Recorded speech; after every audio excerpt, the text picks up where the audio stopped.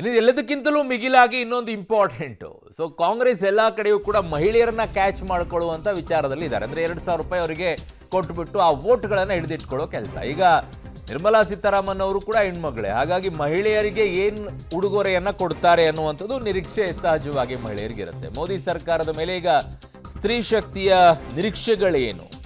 ಲಖ್ಪತಿ ದೀದಿಯನ್ನು ಈಗಾಗಲೇ ಅವರು ಘೋಷಣೆ ಮಾಡಾಗಿದೆ. ಡ್ರೋನ್ ದೀದಿಯನ್ನ ಕೂಡ ಅವರು ಈಗಾಗಲೇ ಹೇಳಿದ್ದಾರೆ. PM ಆವಾಸ್ ಯೋಜನೆ ಅದು ಮಹಿಳೆಯರಿಗೆ ನಾವು ಅವರ ಹೆಸರಲ್ಲೇನೆ ಕೊಡ್ತಾ ಇದ್ದೀವಿ ಅನ್ನೋದನ್ನ ಹೇಳಿದ್ದಾರೆ. ಚುನಾವಣೆಯ ಭರವಸೆಯಂತೆ ಬಜೆಟ್ನಲ್ಲಿ ಭರಪೂರ ಕೊಡುಗೆ ಸಿಗುತ್ತಾ ಅಂತ ಹೇಳಿ ಘೋಷಣೆ ಮಾಡಿದ ನಂತರ ಕೊಡಲೇಬೇಕಲ್ಲ.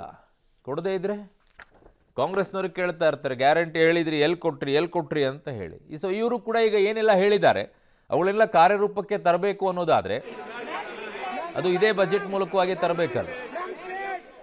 ನೋಡಿ, ಇದು ಈಗಾಗಲೇ ಮುಂಚೆ ಒಂದು ಫಾರ್ಮ್ಯಾಟ್ ಇತ್ತು, ಸೂಟ್ಗೆ ತೋರಿಸೋದು. ಇದು ಒಳಗಡೆಗೆ ಹೋಗುವಂಥ ಸಂದರ್ಭದಲ್ಲಿ ಇಟ್ಕೊಂಡು ಹೋಗೋದು. ಇದು ಬಜೆಟ್ನ ಒಂದು ಪ್ರತಿ ಇರುತ್ತೆ, ಅದನ್ನು ತಗೊಂಡು ಹೋಗ್ತಾರೆ ಒಳಗಡೆ. ಅದೊಂದು ಸಂಪ್ರದಾಯ. ಹೋಗುವ ಸಂದರ್ಭದಲ್ಲಿ ಇದನ್ನು ಹೇಳಿದ್ದಾರೆ. ಈಗ ಅವ್ರ ಕಚೇರಿಯಿಂದ ನೇರವಾಗಿ ಪಾರ್ಲಿಮೆಂಟಿಗೆ ಹೋಗುವಂಥ ಸಂದರ್ಭ ಇದು. ಈಗ ಒಳಗಡೆಗೆ ಹೋಗ್ತಾ ಇದ್ದಾರೆ.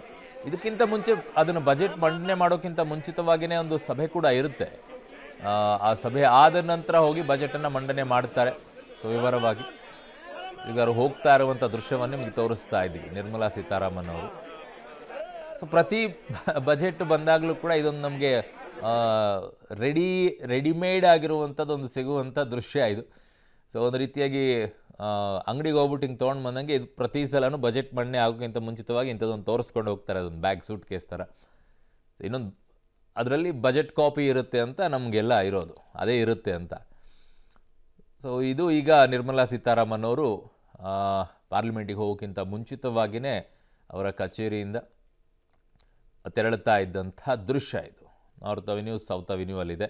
So North Block, South Block, ಅಲ್ಲಿಂದ ಹೋಗ್ತಾ ಇದ್ದಾರೆ ಈಗ ಅವರು.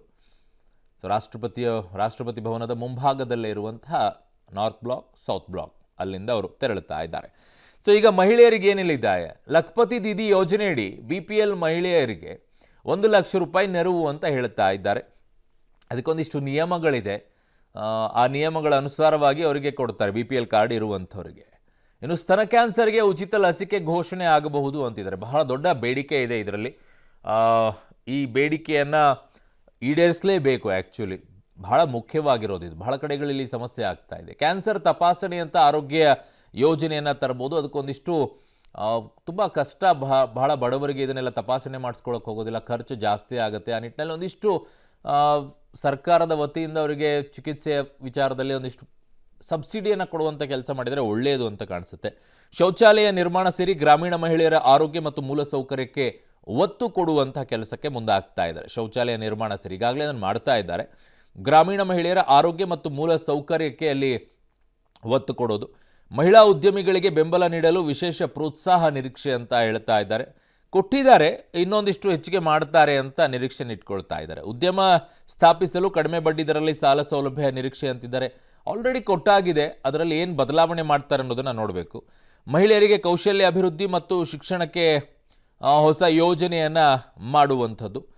ಕೌಶಲ್ಯ ಅಭಿವೃದ್ಧಿಯ ವಿಚಾರದಲ್ಲಿ ಈಗಾಗಲೇ ಗ್ರಾಮೀಣ ಭಾಗಗಳಲ್ಲಿ ಸಹಕಾರ ಸಂಘಗಳ ಮೂಲಕ ಅಥವಾ ಬ್ಯಾಂಕ್ಗಳ ಮೂಲಕವಾಗಿ ಅವರೊಂದಿಷ್ಟು ಯೋಜನೆಗಳನ್ನು ತಂದಿದ್ದಾರೆ. ಶಿಕ್ಷಣಕ್ಕೂ ಕೂಡ ಈಗಾಗಲೇ ತಂದಿದ್ದಾರೆ. ಇನ್ನೇನು ಹೊಸ ಆ್ಯಡ್ ಆನ್ ಮಾಡ್ತಾರೆ ಅನ್ನೋದನ್ನು ನಿರೀಕ್ಷೆ ಇಟ್ಕೊಳ್ಬೇಕು. ಮಹಿಳಾ ಆರೋಗ್ಯ ರಕ್ಷಣೆಗೆ ಸರ್ಕಾರ ಅನುದಾನ ಹೆಚ್ಚಿಸುವ ಸಾಧ್ಯತೆ ಅಂತಿದ್ದಾರೆ. ಮಹಿಳೆಯರಲ್ಲಿ ಉಳಿತಾಯ ಮತ್ತು ಹೂಡಿಕೆಯಲ್ಲಿ ಪ್ರೋತ್ಸಾಹ ನೀಡುವುದು ಅಂತ ಹೇಳ್ತಾ ಇದ್ದಾರೆ. ಉಳಿತಾಯ ಮತ್ತು ಹೂಡಿಕೆಯಲ್ಲಿ ಮಹಿಳೆಯರಿಗೆ ಹೇಳಿಕೊಡ್ಬೇಕಾಗಿಲ್ಲ, ಅವ್ರಿಗಿಂತಲೂ ಕೂಡ ಬ್ರಿಲಿಯಂಟಾಗಿ ಉಳಿತಾಯ ಮಾಡೋದು, ಹೂಡಿಕೆ ಮಾಡಿಕೊಳ್ಳುವಂಥದ್ರಲ್ಲಿ. ಹೂಡಿಕೆಯ ವಿಚಾರದಲ್ಲಿ ಗೊತ್ತಿಲ್ಲ, ಬಟ್ ಹೂಡಿಕೆ ಯಾವುದರಲ್ಲಿ ಮಾಡ್ತಾರೆ ಅಂದರೆ ಬಂಗಾರದ ಮೇಲೆ ಹಾಕ್ತಾರೆ. ಬಟ್ ಬಂಗಾರದ ಪ್ರೈಸನ್ನು ಜಾಸ್ತಿ ಆಗಿದೆ, ಅದು ಸಿಕ್ಕಾಪಟ್ಟೆ ಏರಿಬಿಟ್ಟಿದೆ. ಸೊ ಹಾಗಾಗಿ ಅಲ್ಲಿ ಹೂಡಿಕೆ ಮಾಡೋದು ಸ್ವಲ್ಪ ಏನಾಗುತ್ತೆ ಅಂತ ನೋಡ್ಬೇಕು. ಮಹಿಳೆಯರ ಹೂಡಿಕೆ ಮಾಡೋದು ಅದೇ ಒಂದಲ್ವ, ಬಂಗಾರದ ಮೇಲೇ. ಅದನ್ನು ಹೊರತುಪಡಿಸಿದರೆ ಇನ್ನು ಉಳಿತಾಯ ಅಂತಂದರೆ ಅವು ನಾರ್ಮಲ್ ಆಗಿ ಅವರು ಅಲ್ಲಲ್ಲಿ ಇಟ್ಕೊಳ್ತಾರೆ. ಬ್ಯಾಂಕಲ್ಲಿ ಹೇಗೆ ಯಾವ ರೀತಿಯಾಗಿ ವ್ಯವಸ್ಥೆಗಳಾಗಬೇಕು ಅನ್ನುವಂಥದ್ದು ನೋಡಬೇಕೀಗ. ಸದ್ಯಕ್ಕೆ ಹೊಸದಾಗಿ ಮಹಿಳೆಯರಿಗೆ ಏನು ಕೊಡ್ತಾರೆ ಅನ್ನೋ ನಿರೀಕ್ಷೆಯನ್ನು ಮಹಿಳೆಯರು ಕೂಡ ಇಟ್ಕೊಂಡಿದ್ದಾರೆ. ಅದಕ್ಕಿಂತಲೂ ಹೆಚ್ಚಾಗಿ ಈ ಗಾರ್ಮೆಂಟ್ಸ್ಗಳಲ್ಲಿರುವಂಥ, ಅಂದರೆ ಕಾರ್ಮಿಕ ವಲಯದಲ್ಲಿರುವಂಥ ಮಹಿಳೆಯರಿಗೆ ಒಂದು ನಿರೀಕ್ಷಿತವಾಗಿ ಈ ರೀತಿಯಾಗಿ ಈಗ ರೈತರಿಗೋಸ್ಕರ ಕಿಸಾನ್ ಸಮ್ಮಾನ್ ಅಂತ ಹೇಗಿಟ್ಟಿದ್ದಾರೆ, ಹಾಗೆ ರೈತ ಮಹಿಳೆಯರಿಗೋಸ್ಕರನೇ ಏನಾದರೂ ತರುವಂಥ ವ್ಯವಸ್ಥೆಯನ್ನು ಮಾಡಿದರೆ ಬಹಳ ಒಳ್ಳೆಯದು ಅಂತ ಹಲವರು ಮಹಿಳಾ ರೈತರು ಹೇಳ್ತಾ ಇದ್ರು. ನಮಗೋಸ್ಕರ ಏನೋ ಒಂದಿಷ್ಟು ವ್ಯವಸ್ಥೆಯನ್ನು ಮಾಡಿದರೆ ಒಳ್ಳೆಯದಾಗತ್ತೆ ಅಂತ ಹೇಳಿ. ಅದು ಪ್ರೋತ್ಸಾಹ ಕೊಟ್ಟಂಗಾಗತ್ತೆ ಮಹಿಳೆಯರಿಗೆ ಅಂತ.